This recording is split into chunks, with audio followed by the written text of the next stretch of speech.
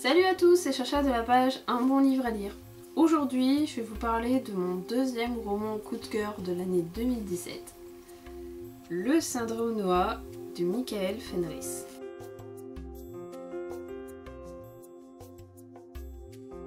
Ce livre m'a complètement transportée. J'ai vraiment adoré. Donc, le syndrome Noah, qu'est-ce que c'est? En fin de compte, tout démarre avec Noah Gibson. Noah Gibson, c'est un petit banquier banal qui habite New York, qui n'a pas vraiment d'ambition, qui est devenu banquier parce que son père l'a forcé à être banquier comme lui.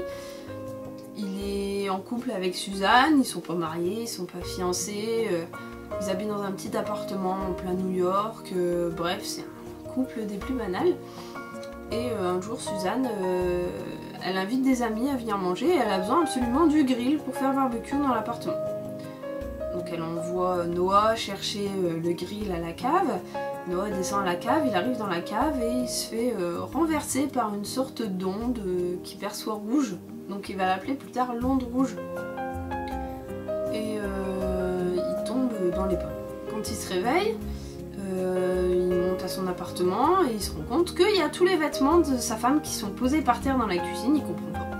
Il se demande qu'est-ce qu'elle a fait, qu'est-ce qui s'est passé, pourquoi est-ce qu'elle a enlevé ses vêtements puis qu'elle est sortie ensuite, enfin bref, il comprend pas, il sort dans la rue pour chercher après et il se rend compte que la rue aussi est déserte, elle est déserte, complètement silencieuse et en fin de compte il n'y a pas que la rue, c'est toute la ville, c'est tout le pays qui est désert. Et il se retrouve un petit peu seul. Là, on va comprendre ce qui s'est passé. Pourquoi est-ce qu'il y a eu ça? C'était quoi le déclencheur? Dans quel monde est-ce qu'il va vivre? C'était quoi le but? Pourquoi est-ce que lui, spécifiquement, il a survécu et pas un autre?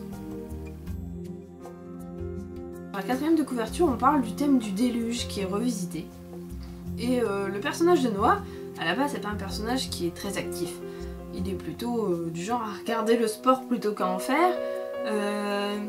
Il est pas sûr de lui, il est pas forcément courageux, il est plus intellectuel que bricoleur. Donc c'est pas forcément le personnage typique qu'on aurait vu survivre dans ce genre de monde. Mais au fur et à mesure, il développe des capacités, des caractéristiques qui font que c'est quelqu'un de vraiment très bien et on comprend mieux pourquoi est-ce que c'est lui qui a survécu et pas d'autres. C'est un livre qui nous remet aussi un petit peu en cause par rapport à l'humanité. Est-ce que l'humanité elle est pas nocive pour elle-même? Déjà qu'on sait qu'elle est nocive pour les autres animaux, on consomme beaucoup trop de denrées par rapport à ce qu'on peut produire, bref. Ça nous remet pas mal en cause, ça nous fait beaucoup réfléchir aussi, et je trouve que l'auteur a vraiment été très malin parce que tout est sous-entendu et nous pousse nous-mêmes à réfléchir sur les méfaits de l'humanité.